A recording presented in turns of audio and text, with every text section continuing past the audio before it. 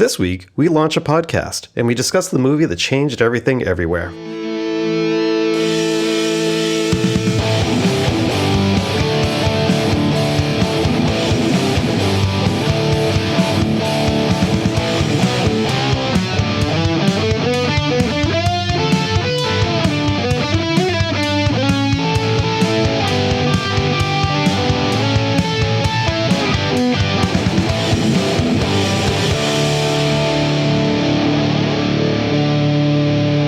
Welcome to the first episode of Echoes of Giant Monsters, what will hopefully become a bi-weekly podcast about examining kaiju media through a personal lens.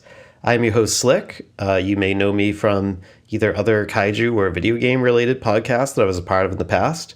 Maybe you know me from some part of the very large Godzilla community or the Godzilla battle line community, or maybe you have no clue who I am at all. But either way, I'm glad you're here to join me on the start of this new podcast where I hope to explore personal connections that myself and friends of mine have had with kaiju media and do deep dives into just interesting topics that cover everything from Godzilla to Kamen Rider to Ultraman to, I don't know, the X from Outer Space or Zarkor the Invader. Who knows? The sky's the limit, right? But I figured for starting a new podcast, I should start with my own background story. And that's what this episode is about. It's about, what I would argue is perhaps one of the most influential movies of all time, Godzilla vs. Megalon. So we will be looking at the impact that this had on a young me and also the impact that it had on the rest of the world, particularly Godzilla's perception in the West. And then after that, we'll do a little news and a little merchandise talk and maybe a little battle line talk. So, with that said, here we go.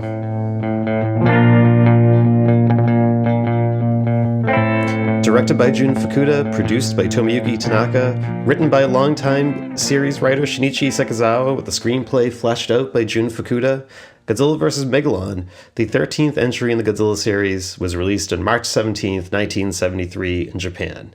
Fast forward to the mid-90s, an 11-year-old me is staring at a VHS tape of Godzilla vs. Megalon that depicts Godzilla and Megalon squaring off on top of the Twin Towers, and just being amazed by what I am seeing in front of me, by this striking, now iconic poster.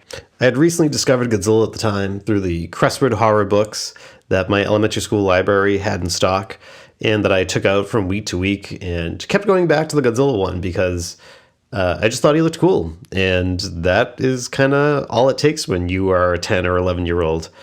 And so after some pleading, I was able to get my parents to buy me this Godzilla vs. Megalon VHS tape and promptly watched it as soon as I got home, and I was instantly hooked.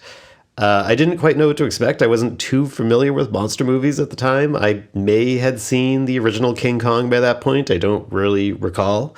But, here's this movie that has this giant cockroach and this cool-looking robot thing in these, mod 70s colors and buzzsaw hand space chicken having a tag team battle royal with Godzilla that lasts for the last third of the movie. For young me, this was awesome stuff to see, and I think I had this VHS tape constantly queued up to right before the final fight starts. And I think I would probably watch that tag team match between Godzilla and Jet Jaguar and Gigan and Megalon just over and over and over again. And I think once I got to the end of that fight, I would rewind it back to approximately where the fight starts so that, the next day or whatever, when I wanted to see it again, it was already ready to go. And just instantly, this became my favorite movie as a child. And now I was really piqued into Godzilla. And I was very excited to try to find more Godzilla movies and learn more about the Godzilla franchise. And, at the time in the mid-90s, there weren't too many Godzilla movies out on VHS that were at least easy to find. You had the Star Maker releases that had Godzilla vs. Gigan and Godzilla vs. Mechagodzilla. I was able to find a copy of Godzilla vs. Biollante that was released around that time, but I kept coming back to Godzilla vs. Megalon because even though I thought those other movies were excellent and fantastic, it was just the action and probably the nostalgia that I was already starting to develop for this movie just kept me coming back. Then you can kind of imagine my surprise slash horror, perhaps, as I started reading G-Fan magazine in the 90s as my Godzilla obsession grew, and I came to learn that Godzilla vs. Megalon was pretty hated at the time. It was frequently ranked among the bottom of Godzilla movies when tier lists were put out or the movies were ranked in G-Fan or other publications. It frequently hung around the bottom of lists with movies like Godzilla's Revenge and Godzilla versus Hedorah or Godzilla versus the Smog Monster. And me being, a young 11-year-old, and I was shocked to think that my favorite movie was so disliked by the rest of the fandom at that point in time in the 90s. And as I started to become aware of the 90s Godzilla movies that were being released in Japan at that time, I started to think, I was like, oh, maybe I should be more into these more serious movies, and maybe I should leave Godzilla vs. Megalon behind in the past. After all, it is kind of goofy, right? To understand Godzilla vs. Megalon's reputation, we should look back a little bit at its history.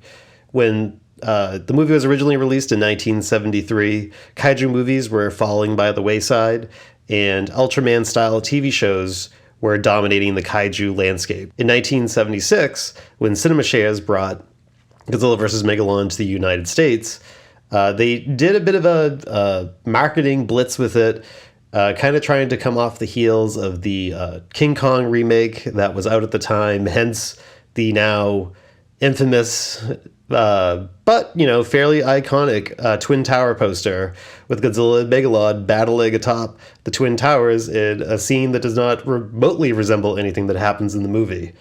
In 1977, Godzilla vs. Megalon got a bit of an infamous boost from the legendary John Belushi, who hosted a 1-hour viewing of the movie wearing a cheap Godzilla suit, and he did comedy gag bumpers going in and out of commercial breaks. Unfortunately, which is really too bad because it would be fantastic to see, the John Belushi bumpers are lost. They're considered lost media. But nonetheless, this primetime airing of a 1-hour version of Godzilla vs. Megalon, including commercials and the John Belushi bumpers, aired in primetime at NBC in 1977 and drew huge numbers and kind of cemented that Godzilla was a low-budget, cheap monster movie character for the American public. And if you fast forward to the late 80s and early 90s as Mystery Science Theater 3000, one of my personal favorite shows, full disclosure, grows in popularity, Godzilla vs. Megalon was one of the 2 Godzilla movies that they did in their early years. And that scene of the infamous Godzilla dropkick from the end of Godzilla vs. Megalon was always used in either the intro to the show or in commercials promoting the show. And when you top it off with the fact that there was a maybe kind of sort of, but probably not maybe public domain cut of Godzilla vs. Megalon that led to every random video maker releasing their own version of Godzilla vs. Megalon so that you could go into a Toys R Us or a Leechmere or any other, now probably defunct store from the 90s that you can think of, and you can see multiple copies of Godzilla vs. Megalon from multiple companies sitting on the shelf next to each other. This became the readily available image of Godzilla in the West. So does Godzilla vs. Megalon deserve the hate that it gets? It's definitely played a little bit more silly, especially being sandwiched between Godzilla vs. Gigan and Godzilla vs. Mechagodzilla. Even Godzilla vs. Gigan has pretty well-written cockroach aliens and a mostly adult cast and pretty serious kidnapping and rescue plot that things that are not present in Godzilla vs. Megalon. The Seatopians are kind of portrayed as being just generic villain characters, even though they do have a legitimate gripe with the surface world, as nuclear testing is destroying their land, and they've reached the point where they feel they have no other recourse other than to send Megalon to the surface to take revenge and declare war on the surface world. But that's a pretty interesting aspect of the Seatopians that could be explored more, is that they are not truly some evil conquering group. They are a kingdom that has a legitimate gripe, and that is just never really explored. So it's obvious that this movie's not trying to be a movie with a deeper message. It's setting out to be an entertaining monster movie spectacle. And when you look at it in that sense, I think it succeeds. I mean, the real stars of this particular movie are the monsters. And this is the first Godzilla movie that does not have Haruo Nakajima playing Godzilla. Instead, Godzilla is played by Shinji Takagi in this movie. Going along with that, Hideto Date plays Megalon, who had experience playing other costumed kaiju in the partially lost show Thunder Mask, which I have never seen, but maybe I will check out at some point. Jet Jaguar is played by Sugotoshi Kamada, who is in his first suit acting role, and the man who would be Godzilla, who I'm sure will be the subject of a much longer episode in the future, Kenpachiro Satsuma, plays Gigan. And all these suit actors, especially when you consider the fact like Shinji Takagi, I don't think was a big suit actor. Sugotoshi Kamada, like this is his first suit acting role. They all do an excellent job of conveying personalities and characters with these kaiju. Like they're not generic mindless kaiju. Like Megalon and Gigan in particular have very well done cocky bad guy personalities that shows through in their suit acting role.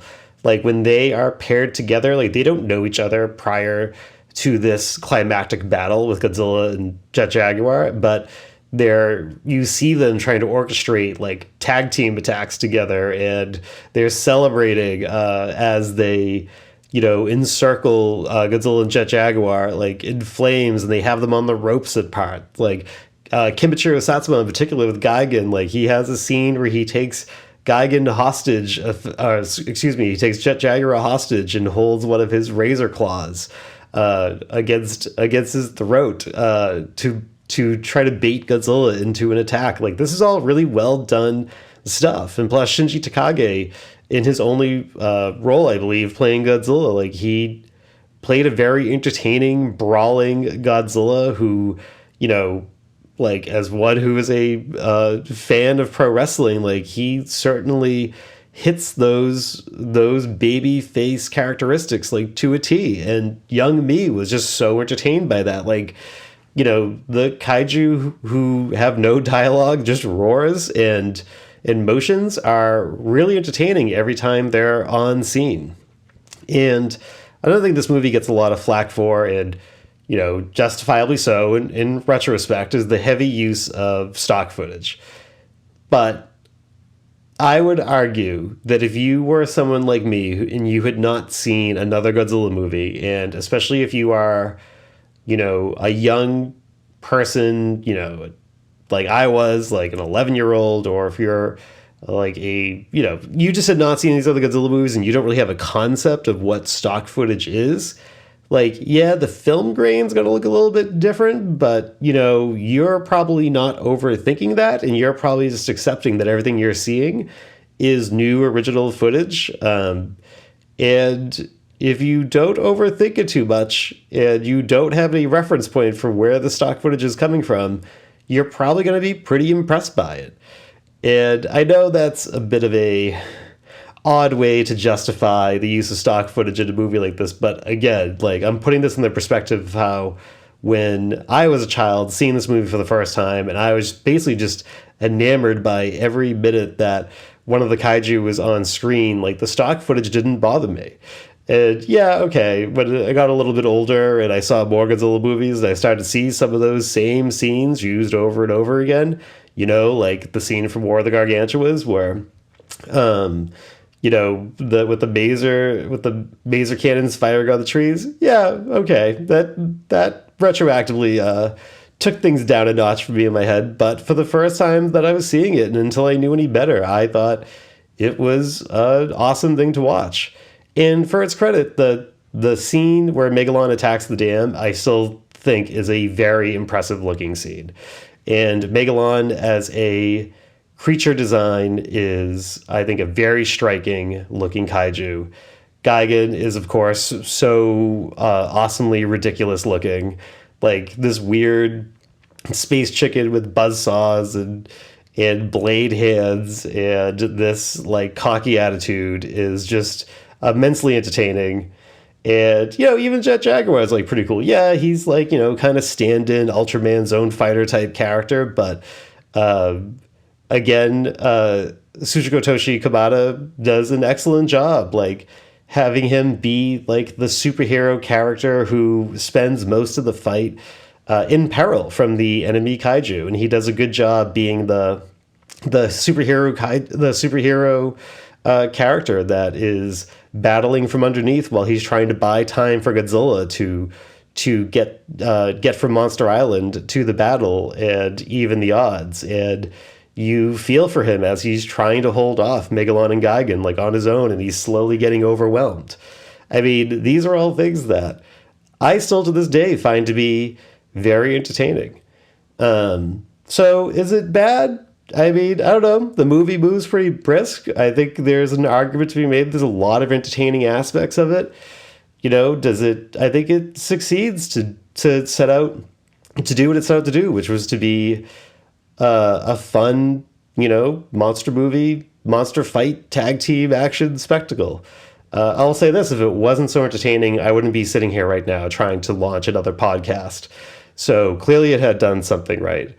So, that's my argument for Godzilla versus Megalon. Maybe not deserving the slack to the gets. I think I have kind of said in other venues in my personal life, we're talking with other people. I mean, Godzilla versus Megalon is technically the movie that changed my life. If I wasn't so entertained by it, I would not have become so into Godzilla as I am to this day. And so for that, I always rank this movie very near and dear to my heart and very always high at the top of my list of favorite Godzilla movies. So all I can say is that you should give it a chance to let it punch, punch, punch its way into your heart as it has mine.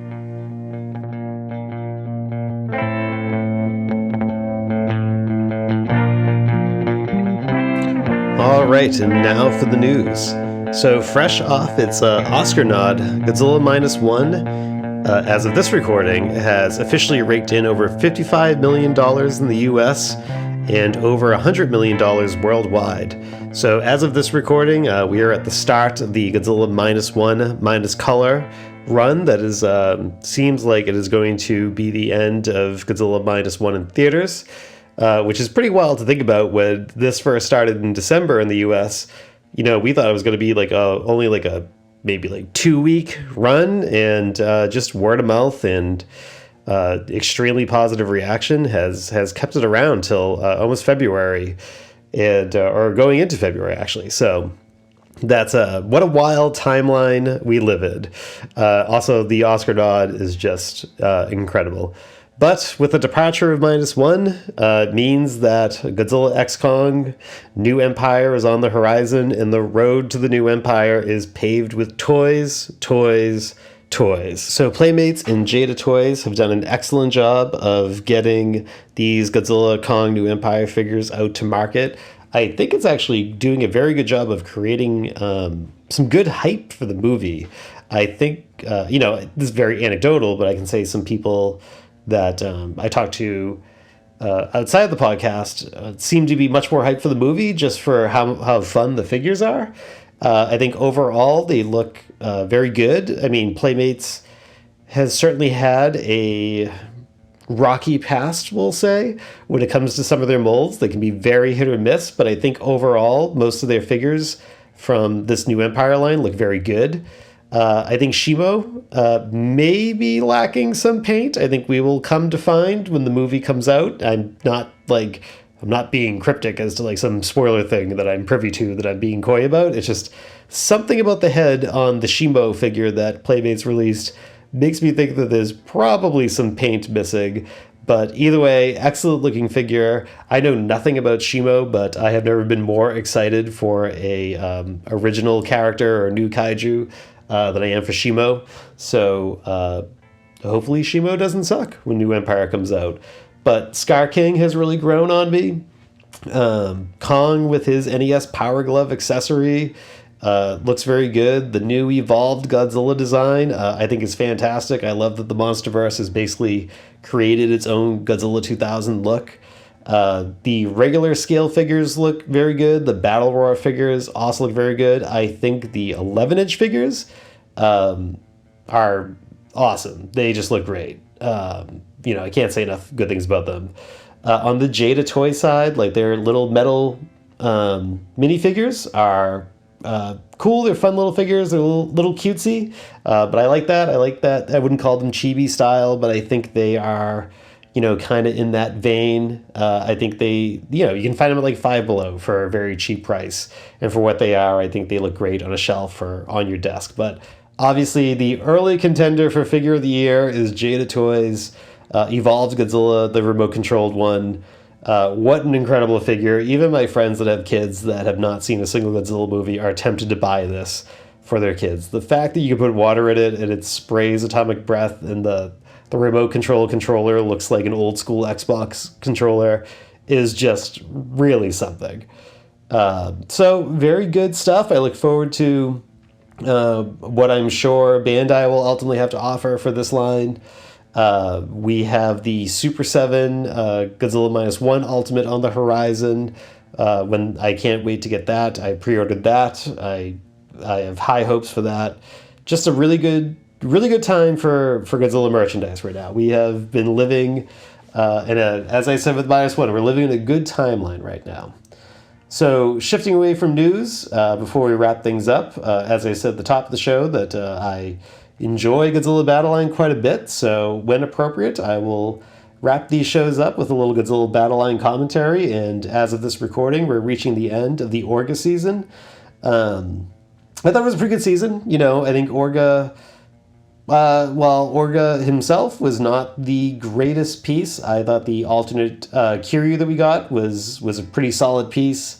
I think the season had the unfortunate task of following the excellent -1 season that gave us a handful of meta-shaking pieces with the Shinden and the default Godzilla -1 figure, although the Ginza version of Godzilla -1 is also an excellent piece. But the real highlight for me this season was actually Godzilla 2000 or Godzilla 99 getting a much-needed health buff. I actually think...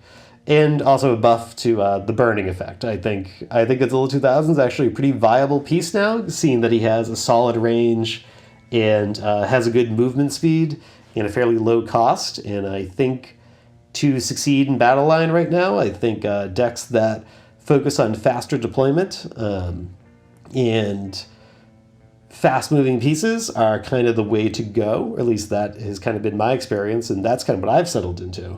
So yeah, solid season overall. I look forward to what the developers have in store for us next season, and with the next episode, I will give my takes on as to where I think the season's at that point.